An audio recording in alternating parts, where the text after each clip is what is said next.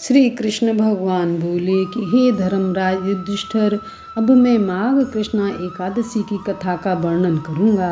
माघ के महीने में यह व्रत करने से मनुष्य सब सुखों को पा अंत में स्वर्ग के सुख भोगता है। व्रत करने वाले को नीच कर्म छोड़कर शुभ कर्म धारण करने चाहिए और व्रत के दिन रात को विष्णु भगवान का ध्यान करते हुए चंदन फल फूल अगर नारियल और कपूर से पूजा कर 108 बार हवन करना चाहिए। बाद में अपने पापों का प्रायश्चित करने के लिए भगवान से प्रार्थना करके फिर उत्तम ब्राह्मणों को तिल के लड्डू जलपान अन्न वस्त्र ऊन दूध आदि पदार्थ देने चाहिए। इस एकादशी का तिलों द्वारा पूजन कर तिलों का दान देना उत्तम है। अब सठ तिला एकादशी की कथा सुनाता हूँ, ध्यान पूर्वक सुनो। बहुत पुराने समय में कुरुक्षेत्र में एक धर्मात्मा बुढ़िया रहती थी।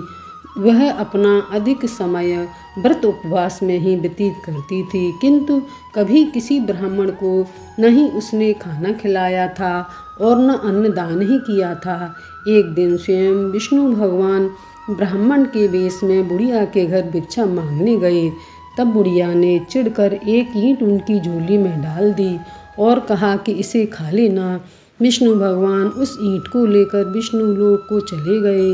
अपने व्रत के प्रभाव से बुढ़िया मरने पर सीधी स्वर्ग में पहुंची। वहां सुंदर भवन था जिसमें सब साधन थे, किंतु खाने पीने की कोई चीज नहीं थी। भूख प्यास से व्याकुल होकर बुढ़िया विष्णु भगवान के पास गई और बोली, भगवान, मैंने सदा व्रत और उपवास करते हुए जीवन बिताया है, सभी पुराणों की कथाएं सुनी हैं और कठिन तप एवं साधन भी किए हैं, फिर भी मुझे यहाँ खाने पीने की चीज़ें क्यों नहीं मिल रही हैं।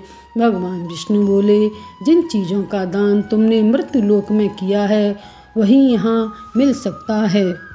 मैं स्वयं एक बार तुम्हारे घर पर भिक्षा लेने आया था, तब तुमने मेरी झोली में ईंट डाली थी और कहा था कि इसे खा लेना। बुढ़िया फूट फूट कर रोने लगी और बोली, मेरा अपराध क्षमा करो। हे भगवान, मुझे ऐसा उपाय बतलाने का कष्ट करो कि जिससे मुझे यहाँ अन्न जल मिल सके। भगवान ने कहा, तुम अब शीघ्र ही मृत्यु लोक में वापस चली जाओ, नहीं तो यदि यहाँ की अन्य देवियाँ तुम्हें देख लेंगी तो तुम्हारा अनिष्ट कर देंगी, इसलिए शीघ्र ही चली जाओ।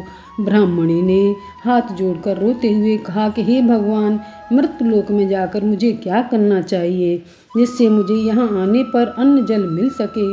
भगवान बोले, माघ महीने में सठ तिला नाम की एकादशी के दिन व्रत करना और इस दिन श्रेष्ठ ब्राह्मणों को तिल अन्न धन वस्त्र पात्र तथा गौदान देना, जिससे तुमको यहाँ आने पर अन्न जल मिल सके। जो वहाँ दोगी वही यहाँ पर मिलेगा। बुढ़िया यह सुनकर मृत्यु लोक में आ गई। यहाँ आकर उसने सब एकादशियों का विधिपूर्वक व्रत और अनुष्ठान किया, साथ में अन्न वस्त्र और सुंदर सुंदर मधुर फल मिठाई आदि का दान भी करने लगी। अंत में मरने पर जब स्वर्ग में पहुंची तो वहां सब सुखों के साथ खाने पीने के भी उत्तम पदार्थ बुढ़िया को मिले। बोली एकादशी मैया की जय।